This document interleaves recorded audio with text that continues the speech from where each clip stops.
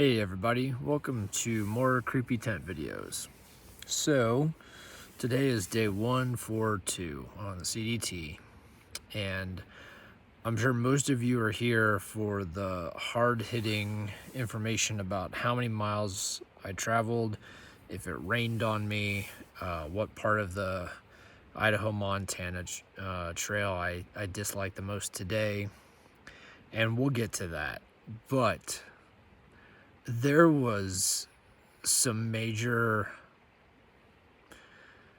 I can't use the word I want to use. Let me think of a good word. There was a major brouhaha on the trail last night. I think it was last night. Maybe it was 2 nights ago, but I think it was last night based on the fact that the prints on the trail were still very visible in the mud from yesterday's rain. So I think it happened last night. May have been 2 nights ago. I was not there for it. Fortunately. Not unfortunately, fortunately. I had an ascent today. There's many ascent todays, but I was going up an ascent, and I noticed there was hoof prints, and I think it was elk. Then I noticed there was a second pair of hoof prints that I believe was deer. And those hoof prints went for a little ways on they were on the trail, and you could see them in the mud very clearly. And they went a little ways up the ascent I was going. I don't think it was a pass, but there was a high point we went over. We meaning any CDT hikers on the trail. However, after about a third of a mile, maybe more, a little bit more, I noticed that the hoof prints were getting basically wiped out because of other prints on top of it. And the first set of prints I saw, I was like, that looks like a dog. And there was also some horse hoof prints, but those were older. So the hoof prints were down. The hoof prints from the elk and the deer were on top of the horse hoof prints. And then I was like, is that a dog? And because it was a little bit smaller size, like wolves are a little bit larger. And then I noticed there were multiple dog prints. And one set or two set were large. And I'm like, okay, I think these are wolves. And I think the smaller prints that look like dogs are probably just, they could be this year pups that are now coming into yearling age, or they could be yearlings. But there were at least 3 sets of wolf prints, like different wolf prints. I was like, oh, I wonder if those wolves were tracking the deer or the elk. And then I was like, wait a minute. Like, this is as I'm hiking, right? So as I'm hiking, I'm like, wait a minute. That set of prints right there, those don't look like wolves or dogs. Those look like cat prints. And I hiked a little bit further and got a clear one. I was like, that's a mountain lion. That looks like a mountain lion print. I'm like, oh man. Mountain lions and wolves on the same trail. That's really odd. And they all these prints look fresh. So I'm hiking, and I get over the high point. And throughout the entire way up to the high point, the cat and the wolf prints are present, and so are the hoof prints from the elk and the deer.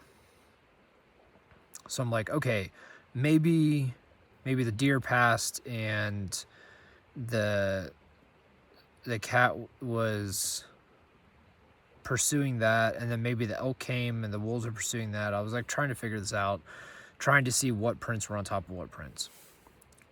I get up to the pass and I start the descent, and I don't think more than 10 feet, like 10 steps from the top of the pass.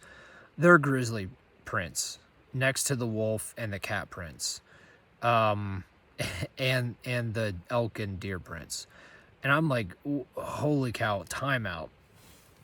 Like, you have grizzly bear, and it was a good sized grizzly. You have a grizzly bear, wolves, multiple wolves, and a cat on this trail, either pursuing the hooved animals or just having a brouhaha over territory. So I'm like, okay, well, let's see what happens here. So I hike a little bit further on the descent, the entire way, wolf, cat, bear. I don't want to say the entire way, but a good like maybe half mile plus on the descent. All 3 tracks are there. On the ascent, it had to be 2 miles, almost 2 miles, maybe a mile and a half, where the cat and the wolf prints are present. And on the descent, I noticed the bear prints stopped, and so did the cat prints, but the wolf prints kept on going for a little while. And I was like, maybe they are dog. But like I said, one set was really large, and unfortunately, I couldn't get a good picture of the large set, because it looked like that wolf was in the lead, and then the 2 smaller wolves were right behind it, and they kept stepping on the larger wolf's print. So I don't think I ever got a picture of the large print that looks like dog or wolf, but I definitely got pictures of all the prints. So I have no idea what time this occurred, but there were some going-ons on the trail. Of course, this makes me nervous as I'm like hiking, like, great, there's mountain lions, wolves, and grizzly bears all on this trail. Fantastic. Here, let me adjust the light, because you can only see like half my face. So yeah, that was nature. You never know what's gonna happen. There were 2 other times today I saw prints from bear, and I'll have to look at the photos. I took photos of them. I'll have to look, but I think they were grizzly. So there was definitely some grizzly activity in the higher country that I hiked in today. I haven't seen a bear, but this is the first time I saw many prints. Yesterday I didn't see any prints. So also, yesterday's pretty solid rain helped out likely with the prints and recording them in the trail. So day 2 of the Bob Marshall Wilderness is in the books. Again, have not seen a bear. That's my goal, with the bell and yelling "Yo Bear," and I've started. Yo Bear's getting boring, so I've started singing a couple of songs, and 2 songs, for some reason, they stuck in my head. One of them is from Snow White and the 7 Dwarfs, the hi-ho song that the dwarves sing when they go to work. It's easy, and you can repeat it a few times, and instead of yelling "Yo Bear." The other one is is it a nursery rhyme? It's I'm a little teapot, short and stout. That's a short song, so it's just like, boom, get it over with, and then you can yell "Yo Bear" a few more times. So the second day through the Bob Marshall, not seeing a grizzly, good stuff. Tomorrow, I think towards the end of the day, I could get to the end of the Bob Marshall Wilderness. If not, it'll be like early on the 4th day. But my hope is once we get out of the wilderness, because wilderness areas have different rules than forest areas and national parks and that kind of stuff. Wilderness areas are supposed to be left as quote unquote as nature intended, I think, or not as intended, but as nature. How does it go? Basically, it's supposed to be a pristine wilderness setting, as if humans have never been here. So my hope is once I get out of the Bob Marshall, maybe we won't be hiking through such thick forest that I can't see anything and I gotta, sing songs and yell and all that stuff. So I want to say the end of the Bob Marshall, maybe like 30 miles. I don't know if I'll get that tomorrow. But getting out of the I will look forward to get out of the Bob Marshall Wilderness. It's been beautiful, absolutely beautiful. But if we get out of this wilderness and into just a forest or like a national forest or some other type of public space, maybe things will open up a little bit. Maybe, who knows? So I was able to get 27 miles today. That actually was a grind. Just like yesterday, there was a lot of up and down today.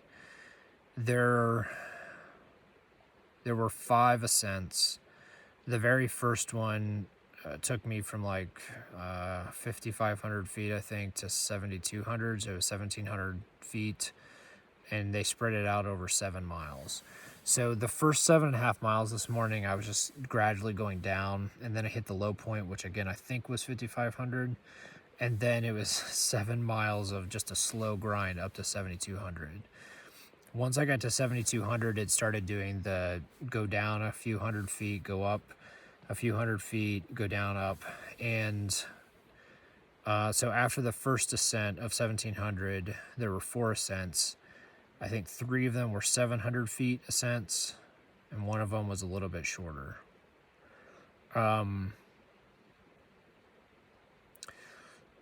The total mileage for the 5 ascents, 720, was about 17 miles, I think. So the first 7.5 miles and then 17-ish miles, 24. Yeah. So, and then I had a couple miles to get to camp. 2.5 miles to get to camp. So 17 miles with 5 ascents. And all of them at, like, the first one 1,700, and then 4 of them, the 3 of the remaining 4, 700 feet. And then the other one I think was like 500 feet. It's just a lot. And some of the trail was actually nicer today, but some of the trail was overgrown and you couldn't see the roots in the rocks. Some of the trail had a lot of rocks on it. So yeah, a grind. I was out of the trees a good portion of today. And the only reason why I was out of those trees is because I was in a burn area. Like, I think beetle kill had happened and then a burn came, like a fire. And so I'm finding that, okay, so since leaving Helena, so from Helena to Benchmark and then Benchmark to here, that's 2 days. So out of the last 7 days, we've been hiking in a lot of forest, and there's only 2 instances where I get out of the forest. One is a burn area, and the second is we get up to about 7,000 feet. So I'm kind of at a, I'm at a point where I don't want to keep doing the up and down ascents. Like, I want, this is supposed to calm down tomorrow. Like, we're not supposed to have as much up and down. And we're not going up to 7,000 feet tomorrow. In fact, I don't think we're getting it above 6,500.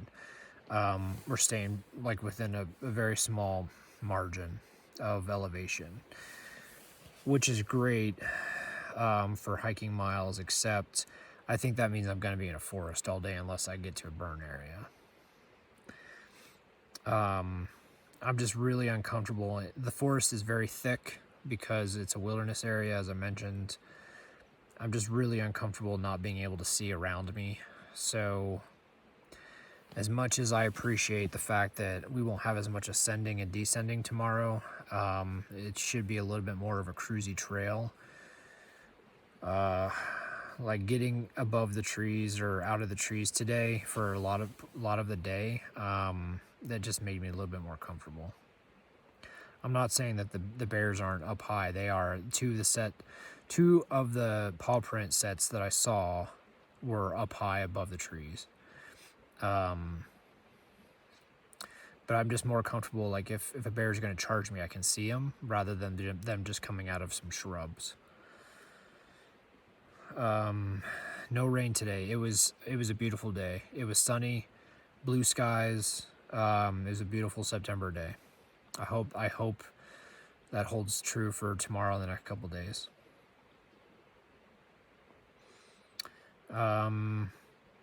Anything else today? It was cold this morning. I wore my gloves for only like the second or third time on the trail, and I wore my rain pants, and in addition to this like long sleeve blue shirt, I put my wind shirt on, and I wore that outfit for the first 3 hours, which that normally doesn't happen. So it definitely, it was a chilly morning. The fact that I was in the forest adds to that, because you had the rain the last few days, and the sun can't get through the forest for the most part, so that added to the chill. Plus, it's an oxygen-rich environment just because of all the plants around. So I think that adds to the chill. I don't know why I said that, but something in the back of my head's telling me that.